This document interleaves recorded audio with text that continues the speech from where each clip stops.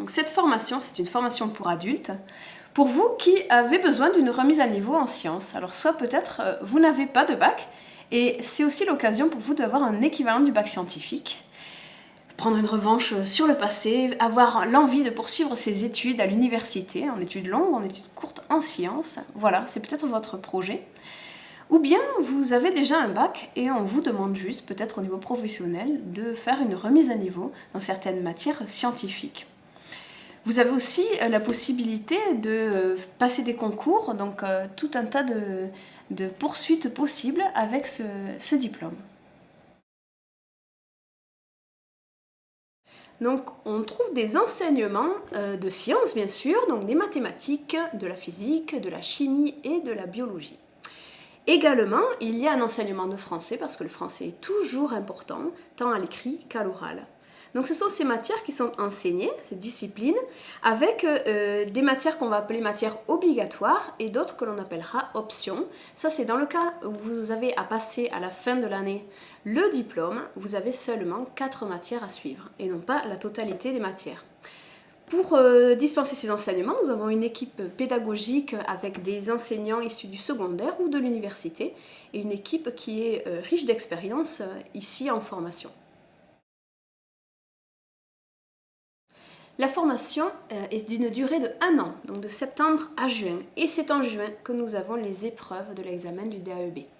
Donc sur cette année de formation, plusieurs moments clés où en fait on a d'abord une rentrée échelonnée, et au début des enseignements progressifs. Donc on va s'adapter à votre niveau, puisque j'ai dit que c'était une formation de niveau terminal S. On va demander en entrée que vous ayez un niveau de première. Donc une rentrée progressive avec aussi l'acquisition de méthodes, de comment on va pouvoir se remettre en route après peut-être plusieurs années sans études.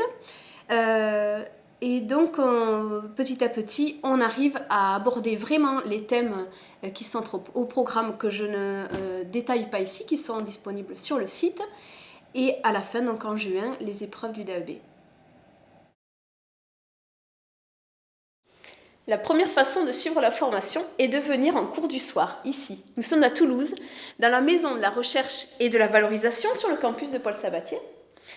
Donc vous pouvez venir, comme je disais, en cours du soir. Cours du soir, ça veut dire de 18h à 20h, tous les soirs de la semaine, et également le samedi matin. Donc votre emploi du temps va dépendre du choix des matières, et également pensez qu'il y aura des vacances à plus ou moins calées sur les vacances scolaires tout au long de l'année. Donc comptez ce temps, 8h à 10h de cours par semaine, éventuellement 12h parfois, mais il y a du temps en plus chez vous pour revoir, refaire, vous entraîner. Donc voilà pour le volume de travail que cela représente.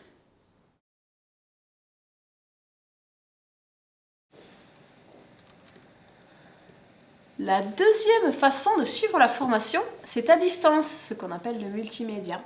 On utilise donc l'ordinateur avec un accès Internet. C'est avec une plateforme dédiée que vous trouverez les supports de cours en format numérique, donc des PDF, des diaporamas, des QCM interactifs, qui vont vous mettre en fait en situation d'auto-formation. Mais c'est pas parce qu'on dit enseignement à distance qu'on est vraiment distant. En réalité, il y a une grande proximité puisqu'il y a des outils de communication tels que la messagerie, les forums. Et également, nous organisons des séances de regroupement virtuelles, donc ça veut dire comme ici, moi, avec le casque micro. Chacun, depuis chez soi, on peut avoir une séance, tous en même temps, d'échanges, questions, animations, autour de séances d'apprentissage. Ce diplôme, déjà, on peut le passer si on n'a pas déjà un bac. Par rapport aux âges, ensuite, il faut avoir au moins 24 ans. Ou bien vous avez entre 20 et 24 ans, mais vous pouvez justifier de 2 ans d'activité. Voilà, ça c'est les critères pour savoir si vous pouvez passer le diplôme. Ensuite, les épreuves qui permettent d'obtenir le diplôme sont assez souples. C'est ce qui en fait vraiment un intérêt par rapport à passer le bac, même en candidat libre. Donc la souplesse de cet examen, déjà, c'est qu'on peut le passer sur plusieurs années.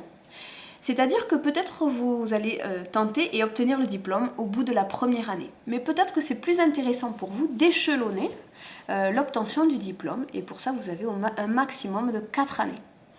Donc vous pouvez, par exemple, une année ne travailler qu'une, deux, trois matières, puis l'année suivante, les matières que vous n'avez pas travaillées, pas passer à l'examen, ce qui vous permet d'être sur du progressif. Voilà, ça c'est un premier intérêt. Un deuxième intérêt, c'est que vous pouvez choisir éventuellement le contrôle continu. Ça veut dire que tout au long de l'année, quand vous aurez des devoirs sur table, qu'on appelle des examens partiels, les notes que vous aurez obtenues au fil de l'année seront comptabilisées et compteront pour une partie de la note finale. Voilà. Dernier avantage, c'est que nous avons ces épreuves au mois de juillet, j'en ai parlé tout à l'heure, mais nous avons aussi une deuxième session en septembre. Donc vous avez 2 fois plus de chances d'obtenir le diplôme. Ce n'est pas un rattrapage, c'est une deuxième session. Si vous n'avez pas réussi en juin, vous avez une autre session en septembre. Donc plus de souplesse pour l'obtention de ce diplôme. Après, pour savoir quelle modalité vous allez choisir, c'est après qu'on le définira ensemble suivant votre situation.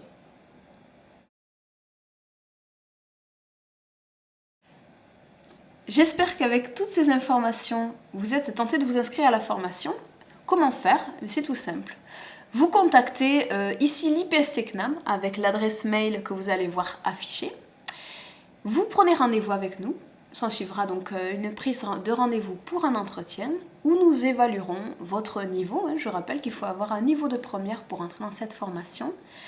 Et nous assurerons aussi de votre motivation et de votre engagement par rapport à cette formation. C'est une formation qui ensuite est gérée par l'université Paul Sabatier d'un point de vue administratif. Donc il y aura ensuite, par la suite, des dossiers à faire avec eux. Mais d'abord, c'est une prise de rendez-vous avec nous.